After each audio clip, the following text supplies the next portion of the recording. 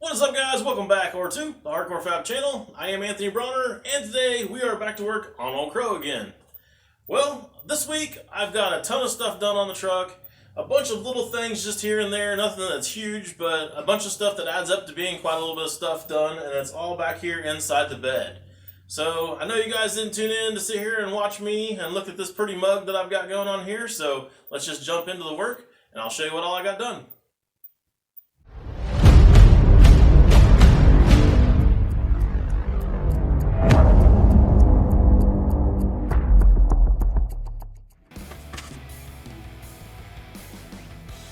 So keeping with the whole theme of working from the back to the front, I started off building the mounts for the fuel cell. Pretty cut and dry, easy peasy deal. A couple pieces of angle iron slipped into the frame, welded in, and she's done.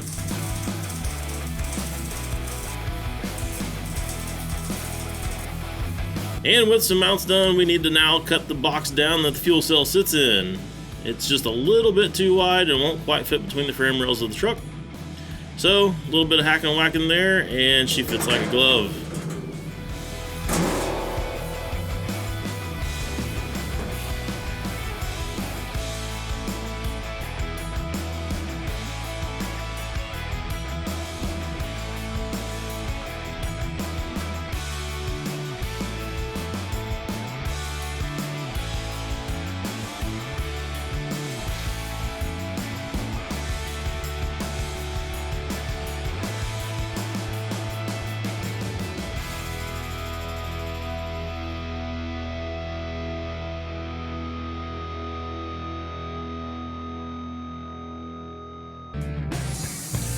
But technically, if we're working from the back to the front, I probably screwed up a little bit, should have done this one first, but I'm doing it now. So, what I am working on is a receiver hitch for the back of the truck.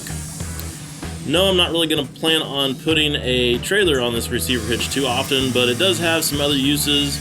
Number one being the fact that we need a little bit of something back there to actually guard us against maybe a rear collision around that fuel cell. So having this extra iron back there, it's the same iron that I built the frame out of, is going to be really bulletproofing the back of this thing to where if somebody does run into the back of us, we shouldn't have any pinto action going on and having this thing blow up and turn into a ball of flames. Besides that, I am going to plan on using this receiver hitch as a place to also lift the truck. So if I need to actually jack the truck up for some reason or another when it's out of the shop or something, I can slide a receiver hitch in there and do that. And I think what I'm going to do as well is just make it where I've got a little plate that pins into the receiver hitch, and that's what I'm going to use to actually mount the tag, I think, as well.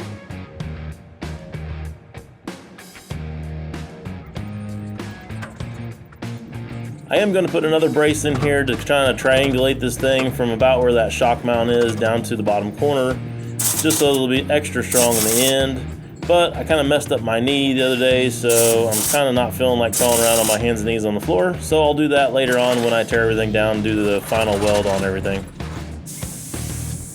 Now that we got some fuel issues taken care of, we need some power. So I need a place to mount the battery, and naturally the place to put the battery is on the right rear of the truck, of course. So I drew up some stuff, cut out some things, just need to fold this little bracket up, and we'll get her mounted on the back of the frame. One of these days I really need to add an electric power pack to this press.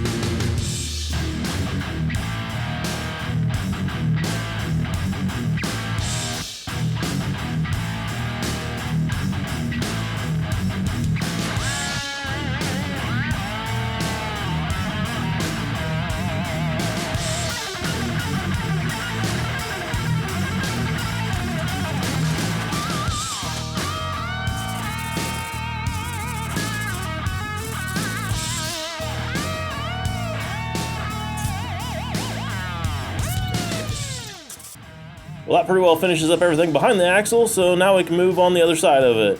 And before I shove a bunch of stuff down here in between the frame rails up here on front of the axle, I need to get a mark here on the back of the cab so I can know for sure where that tunnel is going to be going through for the drive shaft. Got me a hole started and decided I'd try to cut it out with Sawzall because that'd be the easiest thing to get down in this hole. And it turns out that was the wrong tool, but we've got a hole there now, so I can keep going forward and cut the rest of that out later with the death wheel. While I'm up here messing around, I might as well go ahead and get some mounts in here and get started on some of the stuff to mount the air tank that I want to do.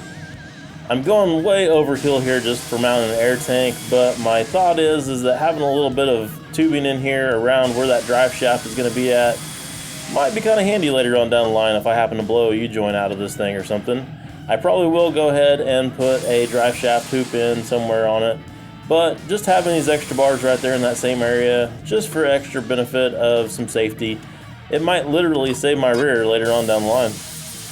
And if nothing else, having these extra tubes in here might save some of the other stuff that is going to be bouncing around back here in this area with that drive shaft if it happens to come loose.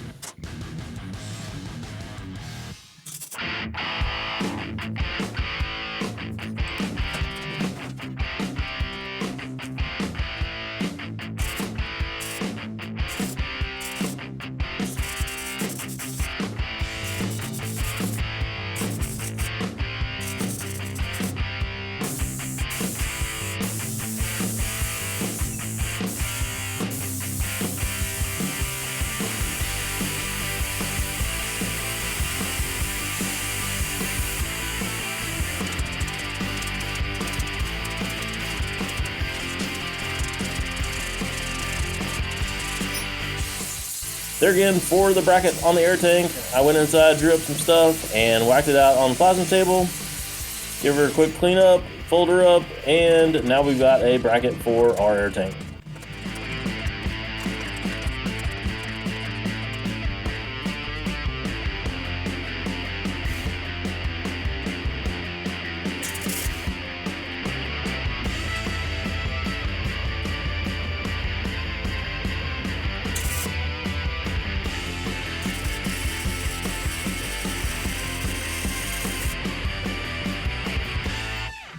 And since we got air, there's no way in hell I'm putting this thing together without having train horns on it. I had a heck of a time trying to find a place to actually put them because they're so big and this thing is starting to fill up pretty quickly.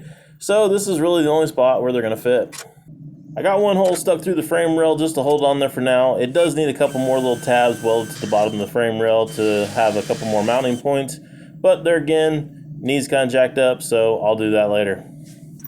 So this part right here is kind of a fun little thing that I have not talked about yet on the channel. I have got plans to put a fifth wheel trailer behind the back of this truck. Obviously, it's not going to be something that I'm hauling cows with or heavy equipment or anything like that, but I do have an idea of what I think is going to be pretty much the ultimate showstopper here in the end. So I'm going to hold off for now, not tell you guys what it is. Let's see if any of you have any cool ideas as well, and see if any of those line up with what I've got going on already.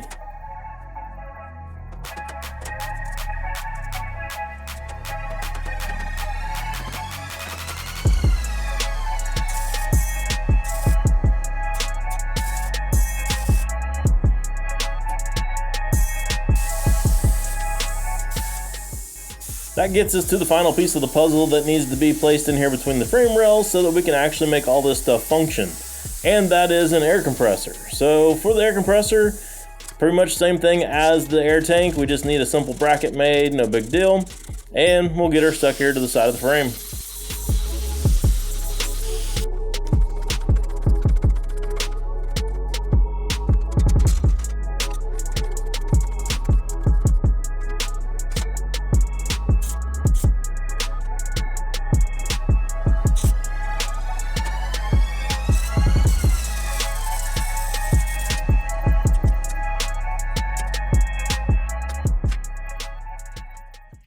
Also, while I was working on stuff this week, I did actually take time and weld this bed all up. It was just me welding, so I didn't figure I needed to show you guys that.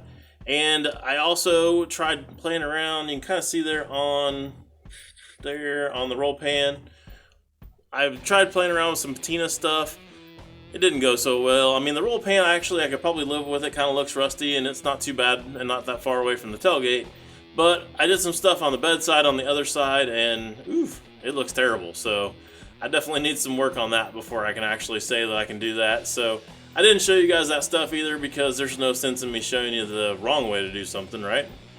But in the last video, a bunch of you guys commented about having some room underneath here to be able to put some ammo boxes, store some tools and things like that. I think that's actually a great idea, so I am going to take you guys up on that, and I'll show you guys here real quick. I did leave some room to put some ammo boxes and stuff in there.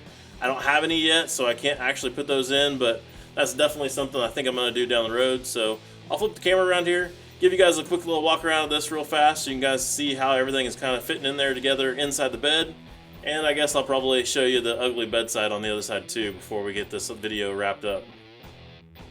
So as you've seen, the one battery is out here on the outside of the frame rail, but I do have a spot left up there for one of those ammo boxes, and I did leave a spot over here on this side, in the front there, and over here as well. So I can technically get 3 of them on there if they fit in there real good. We'll see how all that plays out. Everything else is pretty tight in there, but it actually fits pretty decent. So I'm pretty excited about all of that. I think that's all gonna work out pretty good. So I guess I'll show you guys now this side here. It really just looks black. It's not even the right color black. Let me get over here and get you a better angle of it.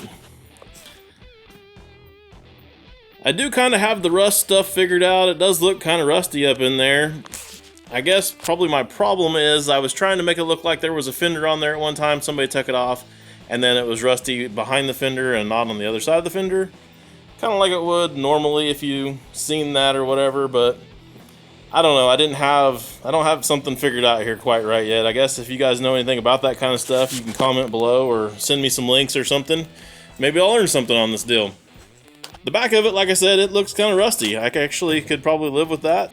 Anyways, that's about all I got for you guys for this week. So if you would, please remember to like, subscribe, comment, share, all that jazz. And I'll see you next time.